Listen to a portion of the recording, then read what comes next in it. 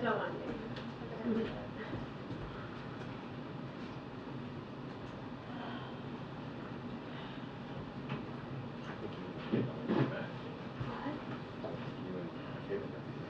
Oh, well, it's a very green heavy day. Yeah, it's a good color. It's not St. Patrick's Day.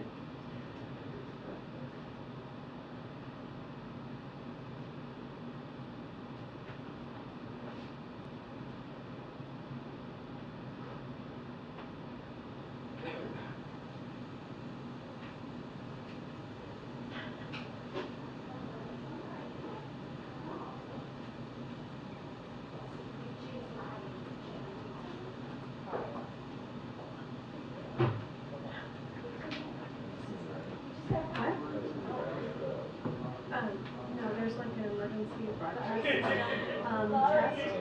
happening today. And I did not know that there was a broadcast. Attention, the press briefing will begin in 2 minutes. The press briefing will begin in 2 minutes. Thank you. So they want us to basically turn off. Yes.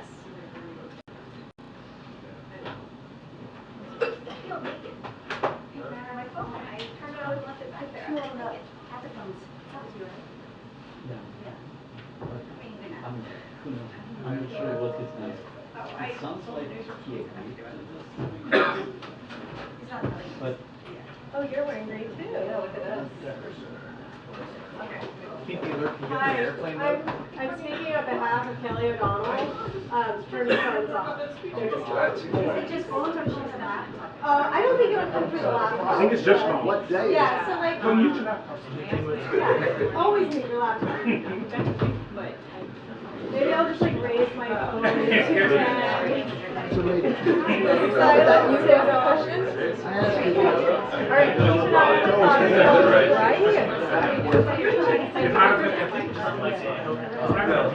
Peter got us off to a good start. Steve, deliberately, maybe I'll. There's a president about this speech you want to share. But then I wanted to say, when is it? The old Tennessee folk came out. I'm just going to turn mine off. I hear you on that. I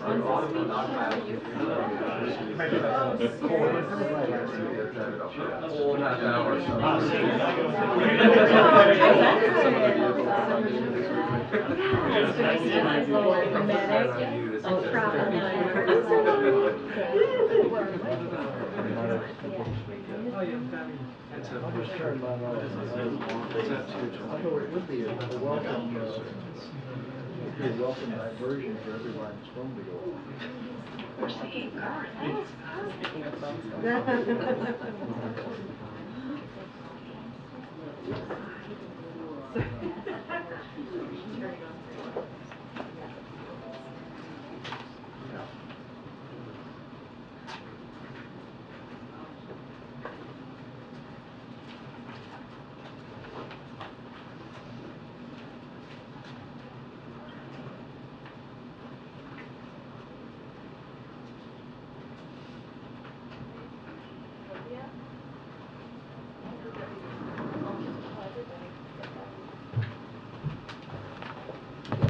This happens every time.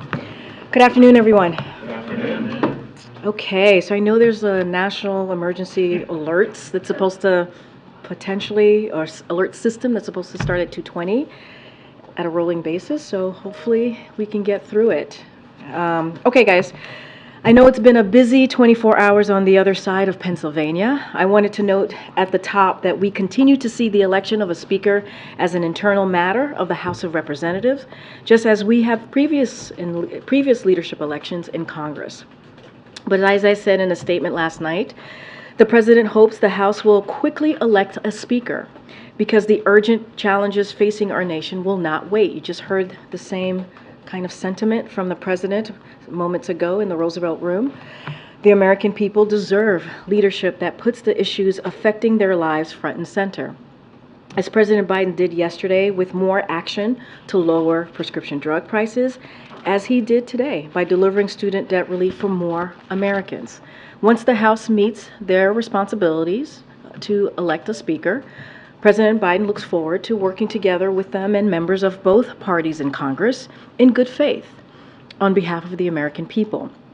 The president has demonstrated his commitment to bipartisanship throughout his career and through the more than 300 bipartisan bills he has signed into law as president, including historic investment infrastructure, manufacturing, veterans care, and medical research, stopping gun violence, the overdose epidemic, and much more.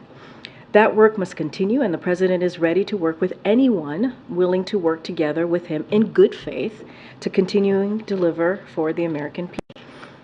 Speaking of delivering for the American people, we have a pretty vivid split screen today here at the White House. While a group of extreme congressional Republicans have opposed student debt relief, denying more than 40 million of their own constituents thousands of dollars in debt cancellation, and tried to block the SAVE plan, which is helping borrowers save money on their student loan payments. On the other hand, just moments ago here at the White House, as I stated, the president announced that an additional 125,000 Americans have been approved for $9 billion in debt relief through his administration's efforts to fix income drive repayment plans and public service loan forgiveness, and by canceling debt for borrowers with total and permanent disabilities. To date, the Biden administration has canceled more than $127 billion in debt for nearly 3.6 million student loan borrowers. President Biden has long believed that college should be a ticket to the middle class and not a burden that weighs on families. That's why from day one, his administration has taken unprecedented steps to fix the broken loan system, making college more affordable, and bring the promise of higher education in reach for more Americans, and he has not done yet. Under President Biden's leadership, this administration continues to work to open an alternative path to provide debt relief to as many student borrowers as possible, as quickly as possible, and the Department of Education provided an updated on our efforts just last week. As borrowers begin repayments, the president will continue to use every tool he has to give borrowers the extra breathing room they may need. With that, Darlene, good to see you. Want to kick us off? Thank you. Two quick questions on Ukraine. We just heard the president announce that he'll be giving a speech on Ukraine. What more can you tell us? What is the timeline? Is he going to do this tomorrow or next week? Or? So we'll have more to share on the president's speech. As he said, a major speech on Ukraine. Don't want to go beyond what he said, but as soon as we've locked that in, certainly we will share that with all of you, the timing and the date.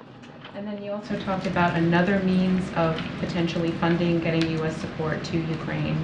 Do you have any details on what he was talking about? I don't have anything more than what the president shared. Look, the president was very clear, right? He basically said, he was able to bring 50 nations together, right? Allies and partners together to give a commitment, to bring forth a commitment to Ukraine as they are bravely fighting for their freedom, right? Fighting for their democracy. And what he said is basically it would be a major mistake for us to walk away from that, for us to walk away from what the brave people of Ukraine are doing every day for this past more than a year. And so there is a broad commitment. We see that from both the House and the Senate, both Republicans and Democrats, to continue that support, that funding support that we have provided for Ukraine. And he believes that still stands. He believes that has not changed, and we need to continue that. Okay. Thanks, Karine. So Biden said today that he's worried about additional funding to Ukraine. So if someone like Jim Jordan, who has said he's against moving an aid package to Ukraine, is elected speaker, does the White House believe they can still get more funding through? So we're not going to comment on who's in the race or who's not in the race for speakership. That is something that the House needs to figure out, the House Republicans will deal with. What we can say, and what the president said as well, just reiterating this, is that he's committed to working across the aisle in good faith to get things done on a common ground, right? To making sure that we're getting things done for the American people. And so that is what matters. And we have seen him do this before in the last 2 years. I just mentioned the bipartisan infrastructure deal legislation, right? Which puts investment in infrastructures that we haven't seen in 70 years, right? Making sure that we continue to be competitive with China, right? When we think about the Chips and Science Act, we think about the Veterans Care, all of these things that he was able to do in a bipartisan way. So look, he wants to deliver for the American people. He's willing to work in a bipartisan way in good faith with whoever is willing to do that with him in the House and in the Senate. But is there that, Kevin McCarthy was a known quantity, but with this next person, that it will be even harder to work with? Any regret that there wasn't more support for the existing speaker? Again, I'm not going to get into who's running or who's not running. That is, again, something for them to figure out. Look, here's the reality. The important fact is Republicans in the House, they have the majority, right? This is for them to figure out. This is for them to figure out how they're going to move forward, right? This is a situation that they have created. And I don't want to speak for every American across the country, but I would say a majority of Americans are sick and tired of the infighting that they're seeing in the House right now. They want to see us work in a bipartisan way. The president is willing to do that. Right, and so that's kind of where we are. The Republican conference that we see currently in the House, we've never seen that type of behavior. They stand apart from any other conference that we have seen before, whether you're talking about the Senate or the House. And so this is their creation, this chaos. If you think about it, this is like shambolic behavior that we're seeing from House Republicans, and so they need to figure it out. They need to end the infighting, and the president is willing and ready, as he has for the last 2 years, to work in a bipartisan way to get the job done for the American people. This speech, is it something that emerged in the last 24 hours, or have you been talking about it for a while? So not going to get into internal conversations on the speech. You heard directly from the president. He wants to give a speech on Ukraine. You heard him say even during his remarks and answering the questions that he wants to lay out how important it is to continue. He wants to continue to fund, continue that funding for Ukraine. Look, again, he said he brought 50 nations together. Allies and partners to make sure that commitment to Ukraine was there. He wants to continue it. And this is important to the American people. This is important for our nation to continue that support to Ukraine. It is a direct connection. And so that's what you're going to continue to hear from the president. I'm not going to get into specifics about the speech that the president mentioned. Confident to worried about it. So what changed?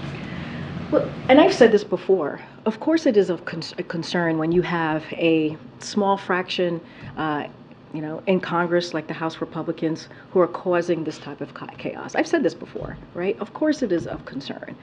And as it relates to the funding, we continue to see broad support, majority of bipartisan support, right? Majority support in a bipartisan way in both the House and the Senate to continue our commitment to Ukraine.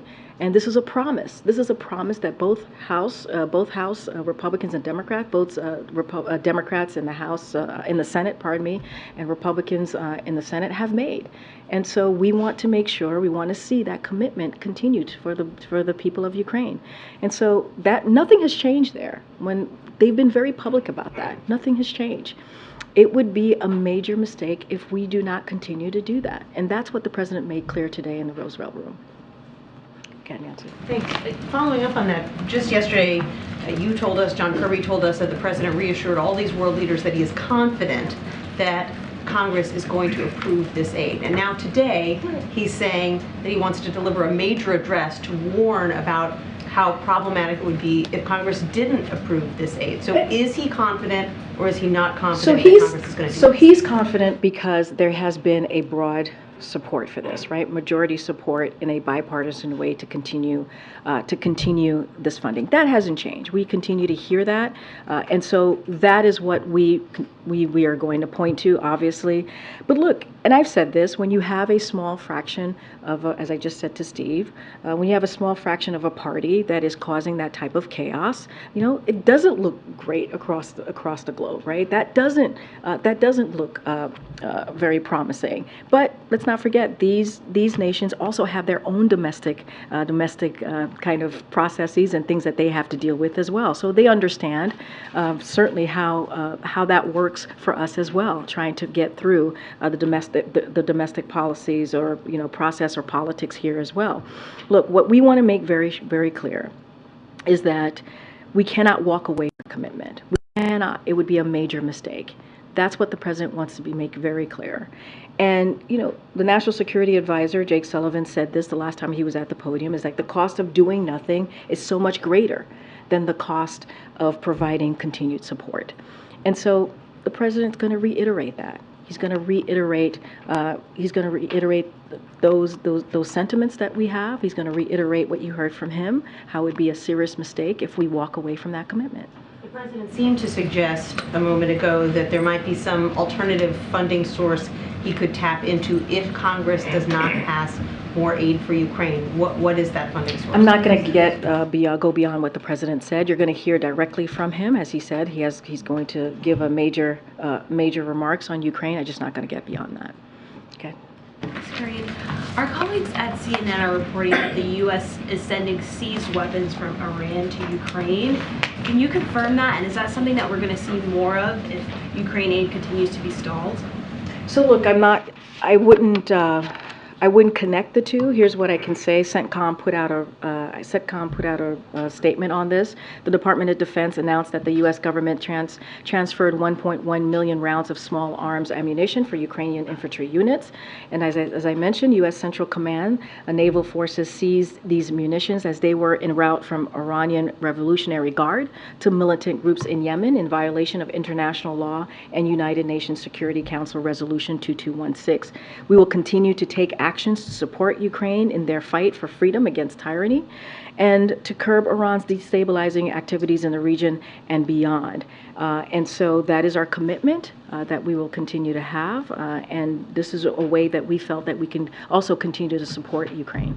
And to Nancy's question about alternative ways to fund Ukraine, was that the deal that the president was referring to again today when he said that Democrats had a deal with Speaker McCarthy? Maybe it wasn't to bring a bill to the floor on Ukraine, but maybe this other avenue to get aid to Ukraine.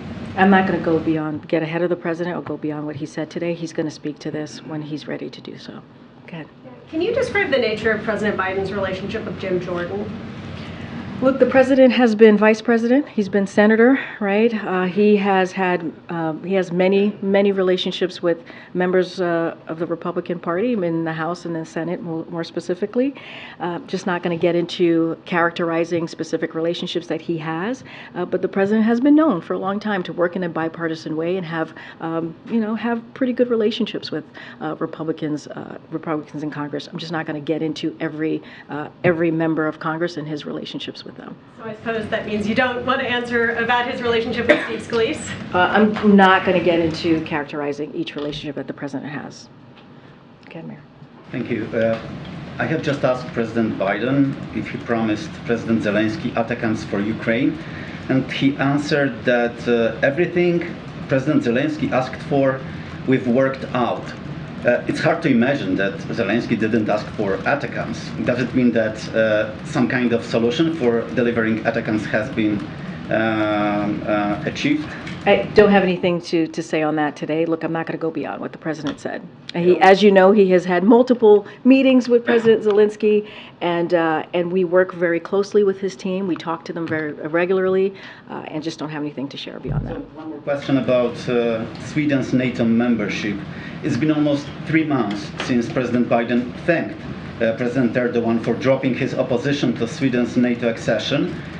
Is President disappointed that Sweden is still not a member of NATO? So we still stand very strongly on believing that Sweden should be welcomed into NATO as soon as possible. Sweden is a strong, capable defense partner that shares NATO's values. They will strengthen alliance and contribute to European security. And we're going to continue to urge Turkey. We're going to continue to urge Turkey to move forward with NATO ratification process as soon as possible.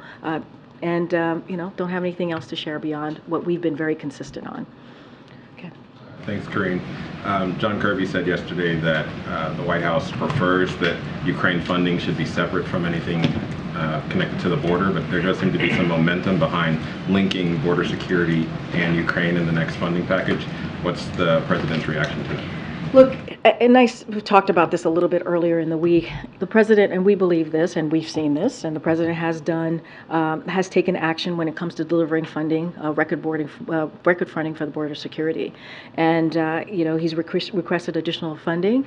The most extreme House Republicans have sought to eliminate thousands of border patrol folks at the border, and the president, let's not forget, the president got 25,000 additional border patrol law enforcement at the border. That is something that no other president has been able to do. Meanwhile, just 2 weeks ago, House Republicans proposed cutting DHS funding by 8%. That's what they have said that they want to do. Let's not forget, the president just recently requested $4 billion in supplemental funding to work that system in a very safe and humane way. When it comes to Ukraine, and you heard me say this, that we want to continue to see the bipartisan support for funding in Ukraine. And we've heard from House Republicans and Democrats. We've heard from Senate Republicans and Democrats in a overwhelming way, right, in a majority, that say that they want to continue that funding. And so that's what we want to see. And the president, again, asked for $4 billion in supplemental funding to deal with the border. And so, look, we've been very clear on how we want to move forward with the border. And you have Republicans, House Republicans, who want to take away that funding, take away the work that the president has done. There's a red line against having a joint package that focuses on the look, border. The Admiral spoke to this yesterday. He was very clear about this, and we want to continue to see the support for Ukraine in a bipartisan way. We continue to hear from both parties saying that they want to do this, and so that's what we want to see. Continue the commitment to Ukraine, continue to that commitment so they can continue to fight against the aggression that they're seeing from Russia. And when it comes to the border, we've taken action. We've taken action by getting record funding to deal with the border. I know you can't speak specifically about the alternative means that the president was talking about for funding Ukraine, but can you say, is that part of a broader effort by the White House to try and find these workarounds if Congress isn't able to pass new aid? Just not going to go beyond what the president said. Right. And in the absence of a speaker, I'm just wondering broadly, are there practical concerns at the White House about things like continuity of government, about national security events? Are there particular scenarios that you're concerned about, in the next week or however long it takes to vote for a new House Speaker? Are there practical concerns about not having that person in government? I'm not going to get into hypotheticals, but what I will say is that we want to see House Republicans to end their infighting, to end their chaos that they've created. This is of their creation. They have the majority in the House. They can fix it. They can get their affairs in order, and they should. On behalf, not because for us, on behalf of the American people. That's what we want to see. I'm just not going to get into hypotheticals from here. Good. Why is the president sending recorded remarks for Senator Dianne Feinstein's funeral tomorrow instead of attending in person? Well, it's not unusual for the vice, as you know, the vice president's going to be attending tomorrow, and so she will be, I would refer you to her office. I believe she will be providing remarks, and so it's not unusual for the vice president to go to a funeral instead of the president. Don't have anything beyond that. As you know, the president has, put out a statement on the passing of the senator. He thought that she was an effective elected official. She was a historic trailblazer, and they worked together on many issues across her career in the 15 years that they were senators together. Certainly, especially when you think about the assault weapons ban in 1994, which was incredibly effective for those 10 years that it existed. And so, look, you're going to hear directly from him. They're going to hear directly from him tomorrow at the service. But I don't have anything beyond his travel. Okay. Thanks, Karine. The Vatican is holding historic meetings on the future of the Catholic Church on issues like allowing women to become ordained as deacons and of same-sex marriages. Is the president monitoring this meeting, which is going to be taking place over the next few weeks? And does he have thoughts on this agenda as somebody who's a practicing Catholic? So look, we're not going to get into the internal workings of the Catholic Church. That is something for them to work through. But certainly the president is proud of his faith and enjoys a warm relationship with Pope Francis. They share a lot of common goals. And so I'm going to leave that there, let them deal with their internal kind of workings, and just not going to comment beyond that. And the Pope singled out the U.S. in his new document on the environment, specifically on emissions in the U.S. On climate change, and said that a broad change in the irresponsible lifestyle connected with the Western model would have a significant long-term impact. What's the White House reaction to this tough criticism from the Pope on something that's a big priority for the president? And is that something that the Pope expressed to the president directly when they've had conversations? Well, certainly I'm not going to speak to any private conversations that the Pope has had or the president has had with the Pope. What I can speak to, and this is something that the president has done since day one, or said since day one, how climate change is indeed an emergency, and he has taken actions. He's taken actions to deal with climate change, and declared climate as a basis for emergency action under the Defense Production Act, DPA, set aside $500 million from DPA to jumpstart heat pump manufacturing and build out our electric grid, deploy tens of millions more from the DPA to stand up solar manufacturing and source critical materials for EVs, signed the most ambitious climate bill in history, the Inflation Reduction Act, as you know, which is going to actually put forth investments to deal with climate change,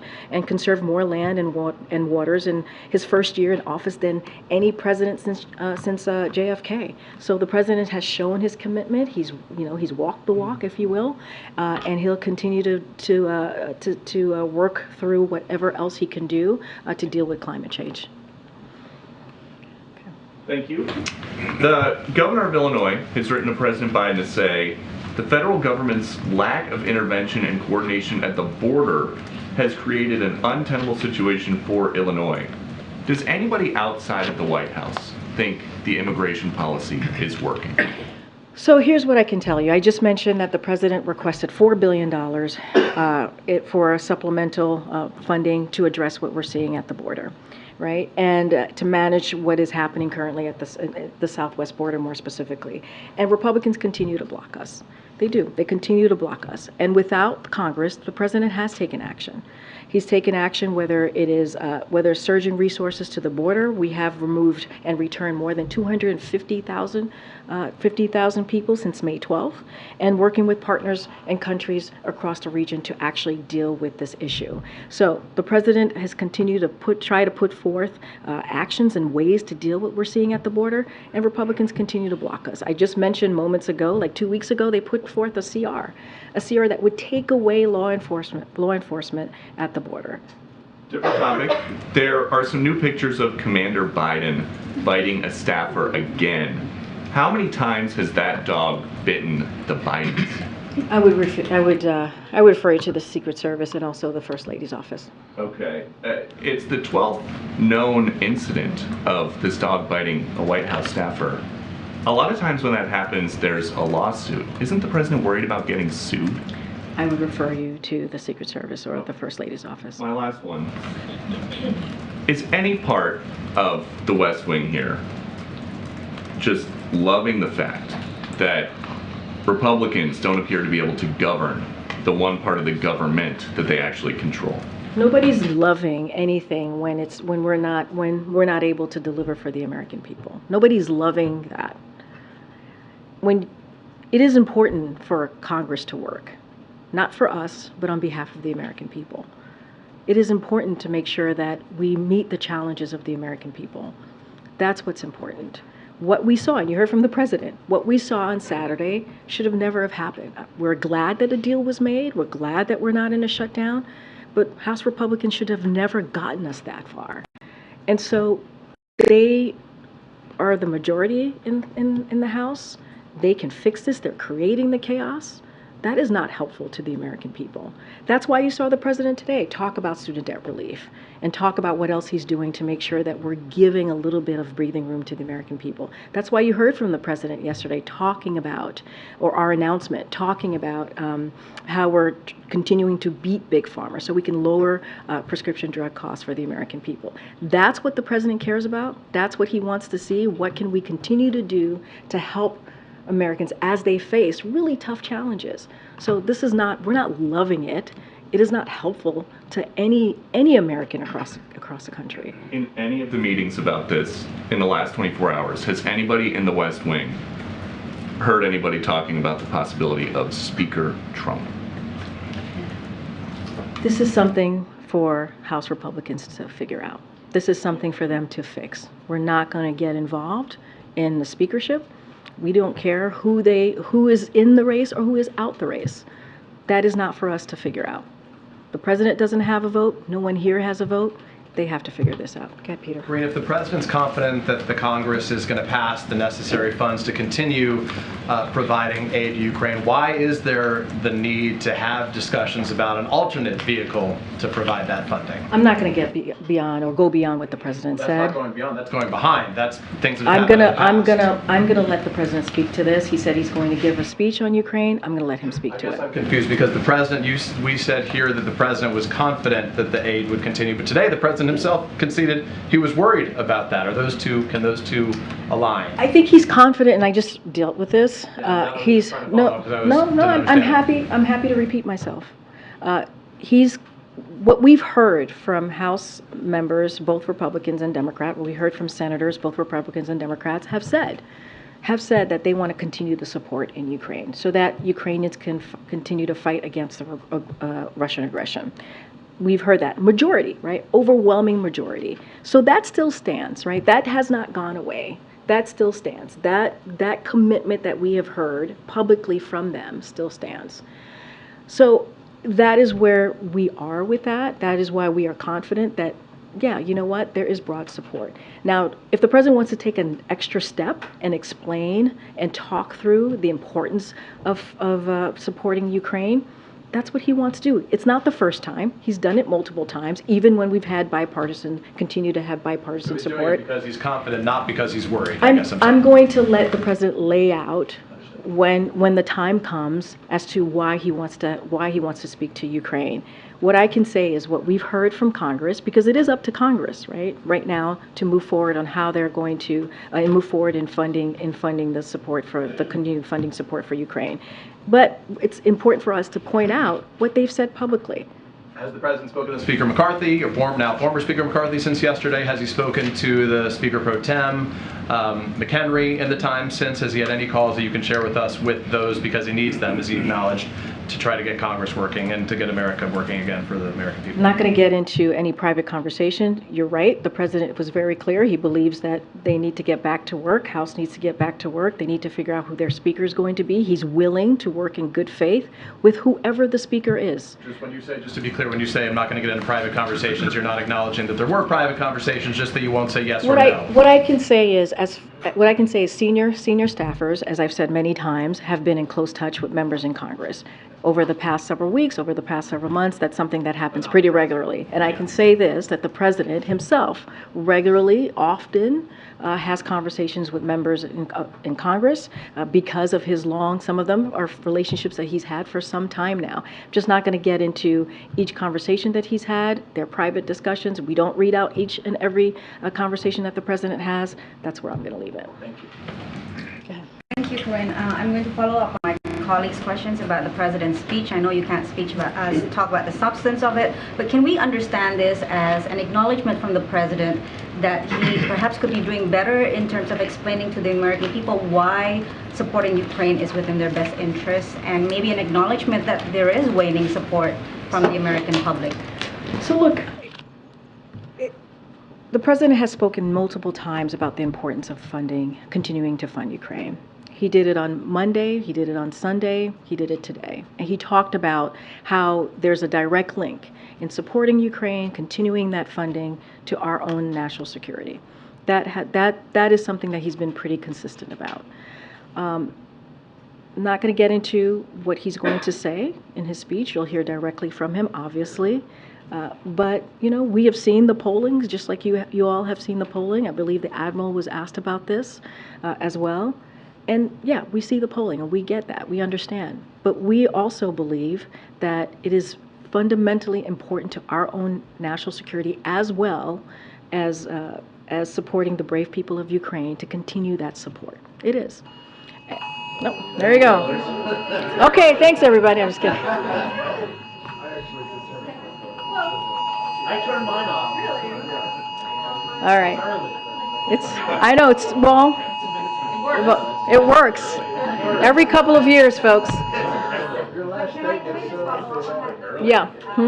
last statement set off the war. I don't even know what was the last statement, but go ahead. Yeah, just, go ahead, Patsy. Thank you. It's going to go on a rolling basis. Be ready. But to address that, that waning support from the American public, and as well as the trajectory that there is waning support from Congress, at what point does the White House, would the White House reconsider the messaging on Ukraine? I mean, for as long as it takes maybe an effective message in the beginning of the war, but maybe the American people at this point need to hear something less indefinite, less open-ended. Is this something that the White House is considering? I'm just not going to get into the substance or the specifics of what the president's going to say. I mean, the president said it today, right? He said that he was able to bring 50 nations together to show the commitment to Ukraine as they stand up against Russian aggression. And he even said, and went further, and said that to walk away from that, to walk away from that would be a mistake. And he talked about how what they're doing, what the brave people of Ukraine is doing in fighting against that aggression from Russia is directly linked to our own national security. And so he's always going to continue to make that very clear. We've heard that from the National Security Advisor Jake Sullivan when he was here recently.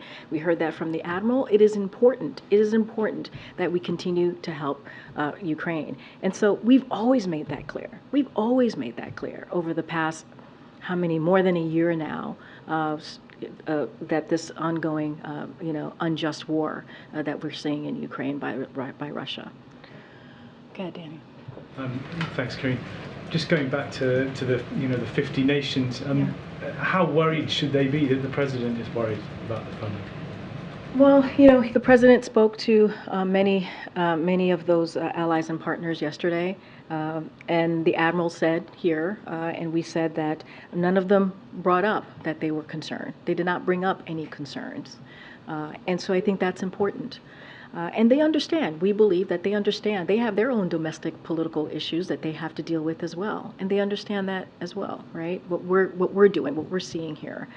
But the president is going to continue to speak to the importance of why we need to support Ukrainians, as again continue to fight against this tyranny, and the president's going to continue to do that. That hasn't changed. None of that has changed, and so. The president said he's going to give a major speech. I'm not going to get ahead of him. He'll lay that out for all of you. We certainly will share when it will happen, the time and day of when that happened. Just don't have anything beyond that. Go ahead, Gary. This is quite something. Does the White House have a reaction to the shooting that occurred on Morgan State University? While details are still emerging, it has raised concerns about security on HBCU campuses, something that came up last week during the HBCU conference. And Congresswoman Alma Adams said that she plans to seek additional funding for HBCU campuses, specifically for security. Does the president support such additional funding for security on HBCU campuses? So I haven't seen that request, so can't speak to that directly, but what I can say is the president and the First Lady are praying for those wounded in the shooting at Morgan State University last night, and we know how traumatizing this continues to be for everyone on campus, for the parents and families of every student, and for the community. Last night and this morning, the White House team was in touch with the governor's team in Maryland, Governor Moore's office, as well as Baltimore Mayor and the president of Morgan State University about the shooting, and offered our support. The ATF is actively assisting in the investigation as the search remains underway for the shooter. We urge everyone on campus and in the community to heed the guidance of safety officials. Morgan State is in our hearts today, and we will continue to do everything we can to provide support needed as the community recovers from this horrific shooting. In fact, as we just announced, as you all know, on Friday when we announced the White House Office of Gun Violence Prevention, is precisely why we did that, is to improve what we're seeing, right? This gun violence that we're seeing across the country, and not just on campuses, right? In communities just across the country. And so we want to be there for the survivors and the communities who are impacted by the shootings, and we're going to do that. And certainly that is one of one of the kind of the important parts of having the office. As it relates to any additional funding, just don't have anything to share with you at this time. This is a president that has given more than any other president as it relates to HBCUs, more than $7 billion. You see his commitment to HBCUs. I just don't have anything to share beyond that. One more topic. The NAACP President Derek Johnson sent a letter to Secretary Cardona requesting that the President's SAVE program for student loan debt is expanded to parent plus loan borrowers. He makes the argument that this is an equity issue, that Black households disproportionately take out parent plus loans. Is the President open to retooling this program for these borrowers? So, look, I don't have any policy announcement to make at this time. What I can say is that through the rulemaking process, we are certainly focused on making sure that we continue to give relief to borrowers. I mean, that is part of the multiple announcements that you've seen since the SCOTUS decision. The President is very much committed to his student debt relief program. We'll have more once through the rulemaking session. Look, the President is always committed to trying to find a way to give Americans, in this case borrowers, a little bit of a breathing room, He talks about dignity, offering up and making sure people have dignity so that they can provide for their family. And this is what you're seeing from his student debt relief program. Just don't have any policy announcements to make. Okay. Thanks, Karine. In regards to this speech,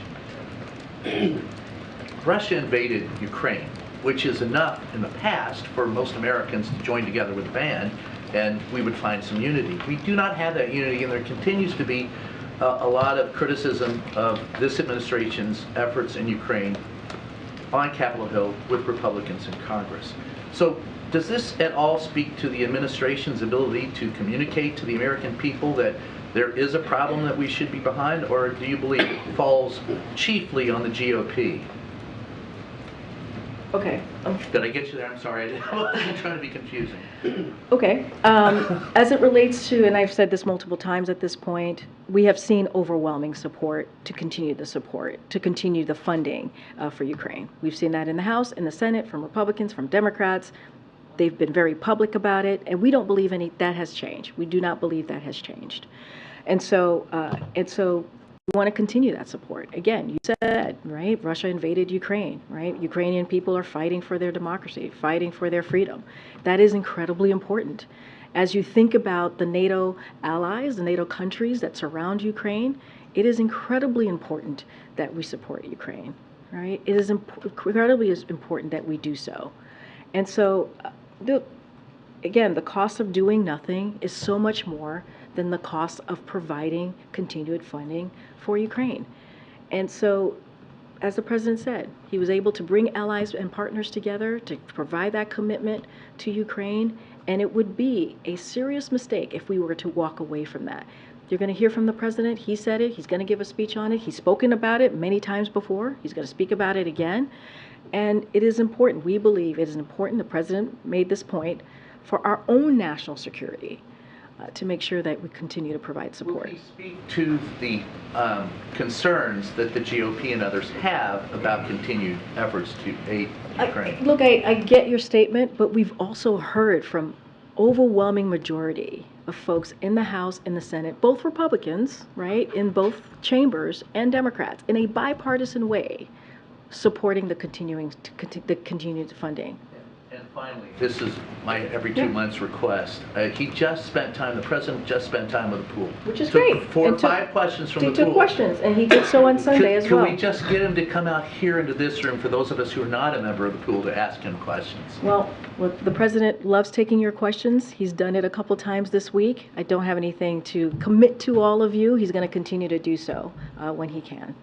Good. Oh, all right. I'm going to go ahead, John. You're the last one. Thank you very much, Karine. Some House Republicans have raised this idea of linkage, the idea that they would support another round of funding for Ukraine, but only if there's additional funding for border security at our southern border. What would be problematic with that particular idea? After all, it is divided government, and you do need to have some sort of compromise with divided government. I literally just answered this question about 10 minutes ago, so I'll say this. When it comes to the border, the President has has provided record amount of support of funding to deal with the border. And Republicans do the opposite. They literally put forth a CR 2 weeks ago that would take away funding to have law enforcement at the border. That's what they put forth. That's what they continue to do. And so, you know, the president is going to continue to do everything that he can to deal with what's going on at the border. He asked for $4 billion in supplemental funding, and House Republicans want to take away law enforcement at the border. And so you could not have two different ways of moving forward in dealing with the border. And as it relates to Ukraine, I've said this over and over today, we have seen overwhelming bipartisan support to continue the funding in Ukraine. That has not changed. That still stands. Members in the House and in the Senate, both Republicans and Democrats, have been very public about that, and that's what we want to continue to see. Thanks, everybody. I'll see you tomorrow. Thank you.